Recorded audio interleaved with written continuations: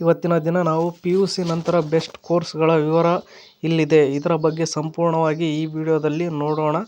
Miss ಮಾಡದೆ ನೋಡಿ ಮತ್ತು ನಿಮಗೆ ಯಾವ ಉದ್ಯೋಗದ ಬಗ್ಗೆ ಮಾಹಿತಿ ಬೇಕು ಎಂಬುದನ್ನು ಕಮೆಂಟ್ ಬಾಕ್ಸ್ನಲ್ಲಿ ಕಮೆಂಟ್ ಮಾಡಿ ಮತ್ತು ಇಷ್ಟ ಆದರೆ ಸಬ್ಸ್ಕ್ರೈಬ್ ಮಾಡೋದನ್ನು ಮರಿಬೇಡಿ.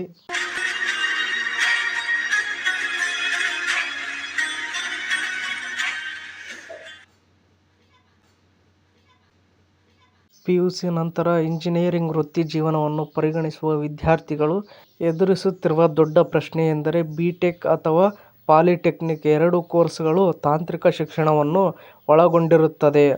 ಆದರೆ ಅವುಗಳ ಪಠ್ಯಕ್ರಮ, ಅವಧಿ, ವೆಚ್ಚ ಮತ್ತು ಉದ್ಯೋಗಾವಕಾಶಗಳು ಭಿನ್ನವಾಗಿರುತ್ತವೆ. ಕೆಲವು ವಿದ್ಯಾರ್ಥಿಗಳು ಪದವಿಗೆ ಆದ್ಯತೆ ನೀಡಿದರೆ, ಇತರರು ಉದ್ಯೋಗ ಮತ್ತು ಕೌಶಲ್ಯಗಳನ್ನು ತ್ವರಿತವಾಗಿ ಪಡೆಯುವತ್ತ ಗಮನ ಹರಿಸುತ್ತಾರೆ. ಉದ್ಯಮದ ಅಗತ್ಯತೆಗಳು ಸಹ ಬದಲಾಗುತ್ತಿವೆ. ಅಲ್ಲಿ ಪ್ರಾಯೋಗಿಕ ಜ್ಞಾನ ಮತ್ತು ಕೆಲಸದ ಸಾಮರ್ಥ್ಯವು ಪದವಿಗೆ ಮಾತ್ರವಲ್ಲ, ಹೆಚ್ಚು ಮೌಲ್ಯಯುತವಾಗಿದೆ. ಆದ್ದರಿಂದ ಸರಿಯಾದ ನಿರ್ಧಾರ ತೆಗೆದುಕೊಳ್ಳುವುದು ನಿರ್ಣಾಯಕವಾಗುತ್ತದೆ. ಇನ್ನು ನೆಕ್ಸ್ಟ್ ಒನ್ ನೋಡುವುದಾದರೆ, ಬಿಟೆಕ್ ಮತ್ತು ಪಾಲಿಟೆಕ್ನಿಕ್ ನಡುವಿನ ವ್ಯತ್ಯಾಸವೇನು ನೋಡುವುದಾದರೆ, ಫಸ್ಟ್ ಬಿಟೆಕ್ ಮತ್ತು ಪಾಲಿಟೆಕ್ನಿಕ್ ಅನ್ನು ವಿಶಾಲವಾಗಿ ಪದವಿಗಳು ಮತ್ತು ಡಿಪ್ಲೊಮಾಗಳು ಎಂದು ವಿವರಿಸಬಹುದು. ಬಿಟೆಕ್ 4 ವರ್ಷಗಳ ಇಂಜಿನಿಯರಿಂಗ್ ಪದವಿ ಕೋರ್ಸ್ ಆಗಿದ್ದರೆ, ಪಾಲಿಟೆಕ್ನಿಕ್ 3 ವರ್ಷಗಳ ಡಿಪ್ಲೊಮಾ ಕಾರ್ಯಕ್ರಮವಾಗಿದೆ. ಬಿಟೆಕ್ ವಿದ್ಯಾರ್ಥಿಗಳಿಗೆ ಇಂಜಿನಿಯರಿಂಗ್ ಸಿದ್ಧಾಂತ, ವಿನ್ಯಾಸ ಮತ್ತು ಸಂಶೋಧನೆಯ ಆಳವಾದ ಜ್ಞಾನವನ್ನು ಒದಗಿಸುತ್ತದೆ. ಮತ್ತೊಂದೆಡೆ ಪಾಲಿಟೆಕ್ನಿಕ್ ಮೂಲಭೂತ ತಾಂತ್ರಿಕ ಜ್ಞಾನವನ್ನು ಒದಗಿಸುವುದರ ಜೊತೆಗೆ ಪ್ರಾಯೋಗಿಕ ತರಬೇತಿ ಮತ್ತು ಕೌಶಲ್ಯ ಅಭಿವೃದ್ಧಿಯ ಮೇಲೆ ಹೆಚ್ಚು ಗಮನ ಹರಿಸುತ್ತದೆ. ಬಿಟೆಕ್ ವಿದ್ಯಾರ್ಥಿಗಳನ್ನು ನಿರ್ವಹಣೆ ಮತ್ತು ನಾಯಕತ್ವದ ಪಾತ್ರಗಳಿಗೆ ಸಿದ್ಧಪಡಿಸಲಾಗುತ್ತದೆ. ಆದರೆ ಪಾಲಿಟೆಕ್ನಿಕ್ ವಿದ್ಯಾರ್ಥಿಗಳಿಗೆ ಕ್ಷೇತ್ರ ಕಾರ್ಯ ಮತ್ತು ತಾಂತ್ರಿಕ ಕೌಶಲ್ಯಗಳಲ್ಲಿ ತರಬೇತಿ ನೀಡಲಾಗುತ್ತದೆ. ಇನ್ನು ನೆಕ್ಸ್ಟ್ ಒನ್ ನಾವು ನೋಡುವುದಾದರೆ, ತಜ್ಞರು ಯಾವುದನ್ನು ಉತ್ತಮ ಆಯ್ಕೆ ಎಂದು ಪರಿಗಣಿಸುತ್ತಾರೆ. ಇದರ ಬಗ್ಗೆ ನಾವು ನೋಡುವುದಾದರೆ, ನೆಕ್ಸ್ಟ್ ದೆಹಲಿ ತಾಂತ್ರಿಕ ಶಿಕ್ಷಣದ ಮಾಜಿ ಮಾಧ್ಯಮ ಸಲಹೆಗಾರ ಮನೋಜ್ ವರ್ಗೀಸ್ ಅವರ ಪ್ರಕಾರ ನೋಡುವುದಾದರೆ, ಬಿಟೆಕ್ ಮತ್ತು ಪಾಲಿಟೆಕ್ನಿಕ್ ಅನ್ನು ನೇರವಾಗಿ ಹೋಲಿಸುವುದು ಸರಿಯಲ್ಲ. ಎರಡಕ್ಕೂ ತಮ್ಮದೇ ಆದ ವಿಶಿಷ್ಟ ಗುರುತುಗಳು ಮತ್ತು ಅಗತ್ಯಗಳಿವೆ. ಬಿಟೆಕ್ ಪದವಿ ತನ್ನದೇ ಆದ ಮೌಲ್ಯವನ್ನು ಹೊಂದಿದೆ, ಆದರೆ ಪಾಲಿಟೆಕ್ನಿಕ್ ಡಿಪ್ಲೊಮಾವನ್ನು ಉದ್ಯಮದ ಬೆನ್ನೆಲುಬು ಎಂದು ಪರಿಗಣಿಸಲಾಗಿದೆ. ಪ್ರಸ್ತುತ ಸರ್ಕಾರಗಳು ಕೌಶಲ್ಯಾಧಾರಿತ ಶಿಕ್ಷಣವನ್ನು ಉತ್ತೇಜಿಸುತ್ತಿವೆ.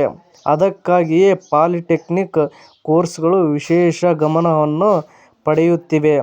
ಇನ್ನು ನೆಕ್ಸ್ಟ್ ನಾವು ನೋಡುವುದಾದರೆ, ಯಾವುದರಲ್ಲಿ ಹೆಚ್ಚಿನ ಉದ್ಯೋಗಾವಕಾಶಗಳಿವೆ ಎಂಬುದನ್ನು ನೋಡುವುದಾದರೆ, ಪಾಲಿಟೆಕ್ನಿಕ್ ಡಿಪ್ಲೊಮಾ ಹೊಂದಿರುವವರು ಬೇಗನೆ ಉದ್ಯೋಗಗಳನ್ನು ಕಂಡುಕೊಳ್ಳುತ್ತಾರೆ, ಏಕೆಂದರೆ ಉದ್ಯಮವು ತಾಂತ್ರಿಕ ಮತ್ತು ಪ್ರಾಯೋಗಿಕ ಕೌಶಲ್ಯಗಳನ್ನು ಬಯಸುತ್ತದೆ ಎಂದು ತಜ್ಞರು ನಂಬುತ್ತಾರೆ. ಬಿಟೆಕ್ ಪದವಿಗಳು ಸಾಮಾನ್ಯವಾಗಿ ವೈಟ್ ಕಾಲರ್ ಉದ್ಯೋಗಗಳಿಗೆ ಕಾರಣವಾಗುತ್ತವೆ. ಆದರೆ ಇತ್ತೀಚಿನ ವರ್ಷಗಳಲ್ಲಿ ಬಿಟೆಕ್ ಪದವಿ ಹೊಂದಿರುವವರಿಗೆ ಸ್ಪರ್ಧೆ ಹೆಚ್ಚಾಗಿದೆ. ಬಿಟೆಕ್ ಪದವೀಧರರು ಒಂದು ಯೋಜನೆಯಲ್ಲಿ ತಂಡವನ್ನು ಮುನ್ನಡೆಸಬಹುದು, ಆದರೆ ಅವರ ತಂಡದಲ್ಲಿ ಹಲವಾರು ಡಿಪ್ಲೊಮಾ ಹೊಂದಿರುವವರು ಇರಬಹುದು. ಇನ್ನು ನೆಕ್ಸ್ಟ್ ಒನ್ ನಾವು ನೋಡುವುದಾದರೆ, ಪಾಲಿಟೆಕ್ನಿಕ್ ನಂತರ ಬಿಟೆಕ್ ಹಾದಿಯ ಬಗ್ಗೆ ನಾವು ನೋಡುವುದಾದರೆ, ಒಬ್ಬ ವಿದ್ಯಾರ್ಥಿಯು ಅನುಭವ ಮತ್ತು ಬೇಗನೆ ಉದ್ಯೋಗ ಪಡೆಯಲು ಬಯಸಿದರೆ ಪಾಲಿಟೆಕ್ನಿಕ್ ಒಂದು ಉತ್ತಮ ಆಯ್ಕೆಯಾಗಿದೆ.